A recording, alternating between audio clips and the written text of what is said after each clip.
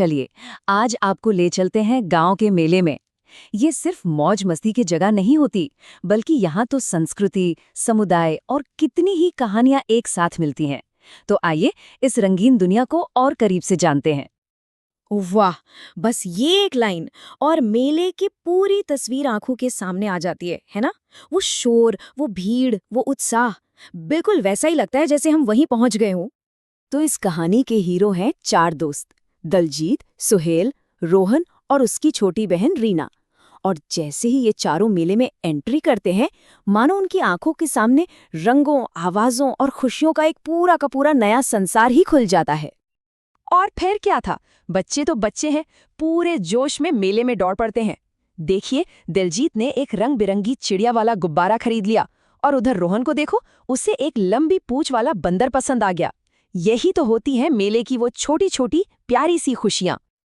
लेकिन रुकिए, मेला सिर्फ घूमने फिरने और मौज मस्ती की ही जगह नहीं है, ये तो बहुत कुछ सिखाता भी है। और इसकी पहली सीख मिलती है खिलौनों के एक स्टॉल पर, जहां एक बहुत ही होशियारी भरा फैसला लिया जाता है। तो होता ये है कि सारे दोस्त एक खिलौने की दुकान की तरफ खींचे चले जाते हैं। वहां प्लास्टिक के, लकड़ी के, बैटरी वाले, चाबी वाले, हर तरह के खिलौने थे। सुहेल तो फौरन एक चाबी से चलने वाला घोड़ा खरीद लेता है, पर दलजीत और रीना के दिमाग में कुछ और ही चल रहा था। और यहीं पर दलजीत और रीना की बातचीत हमें कुछ सोचने पर मजबूर कर देती है। वो मिट्टी के खिलौनों के फायदे गिनाते हैं। पहला तो ये कि वो सस्ते हैं, और दूसरा, अगर टूट भी गए तो वापस मिट्टी में मिल जाते हैं। वहीं दूसरी तरफ प्लास्टिक, जो हमारे पर्यावरण को, हमारे खेतों को नुकसान पहुंचाता है। रीना की ये बात सुनिए जरा। माँ कहती हैं कि ऐसी चीजों से खेत को नुकसान होता है।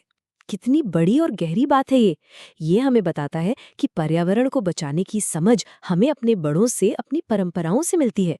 मतलब ये सिर्फ एक खिलौना खरीदने का फैसला नहीं था, ये एक जिम्मेदार नागरिक होने का फैसला था। अच्छा, खिलौने तो हो गए।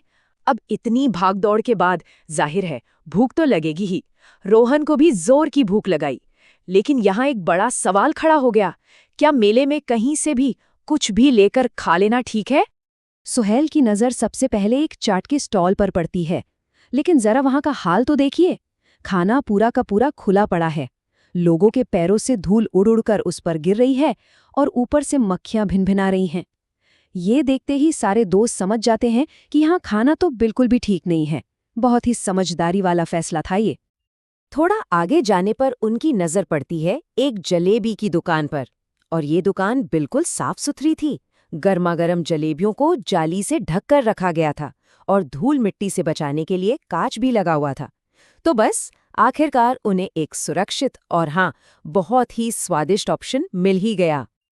और हाँ, एक और छोटी सी लेकिन बहुत जरूरी बात, खाने के बाद जो भी कचरा हुआ, दलजीत ने उसे उठाया और सीधे कूड़ेदान में डाला।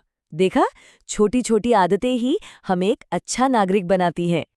तो अभी तक हमने देखा कि कैसे उन्होंने अपने लिए सही फैसले लिए, पर अब कहानी एक ऐसा मोड़ लेती है जहां बात व्यक्तिगत नहीं बल्कि सामुदायिक जिम्मेदारी की आ जाती है। और ये हमें पता चलता है एक खोए हुए बच्चे की कहानी से। तो जब इन दोस्तों को एक छोटा सा बच्चा रोता हुआ मिलता है, तो वो घबराते नहीं है। देखिए उन्होंने क्या किया। सबसे पहले तो वो उसे सीधा खोया पाया कैंप में ले गए, फिर वहां के लोगों को अनाउंसमेंट करवाने में मदद की, और तब तक वहीं रुके जब तक वो बच्चा अपने परिवार से मिल नहीं गया। है ना कमाल की समझदारी? चलिए, तो ये जिम्मेदारी वाला काम तो हो गया। अब वापस चलते हैं मेले की असली मस्ती और मनोरंजन की दुनिया में। आखिर मेला है, मजा तो बनता है। तो दोस्तों ने क्या क्या किया? उन्होंने बड़े वाले झूले पर बैठकर आसमान की सैर की, सर्कस में जोकर के करतब देखे, कलाबाजों को देखा, जादू के खेल का मजा लिया, और हाँ, रीना ने तो निशानेबाजी में भी अपना हाथ आजमाया और 5 में से 3 गुब्बारे फोड़ दिए। वाह! तो ये तो थी इन बच्चों की मेले की कहानी। लेकिन अब जरा इस कहानी से थोड़ा बाहर निकलकर ये समझने की कोशिश करते हैं कि आखिर ये मेले हमारी संस्कृति के लिए इतने जरूरी क्यों हैं। देखिए, मेला सिर्फ एक बाजार या भीड़-भाड़ वाली जगह नहीं है। ये एक पारंपरिक आयोजन है। ये वो जगह है जहां संस्कृति, व्यापार और पूरा का पूरा समुदाय एक साथ जश्न मनाने के लिए इकट्ठा होता है। अक्सर ये किसी न किसी त्योहार से भी जुड़े होते हैं। तो एक मेले के कई मकसद होते हैं, सबसे पहले तो संस्कृति। यहाँ आपको लोक संगीत और नृत्य देखने को मिलता है।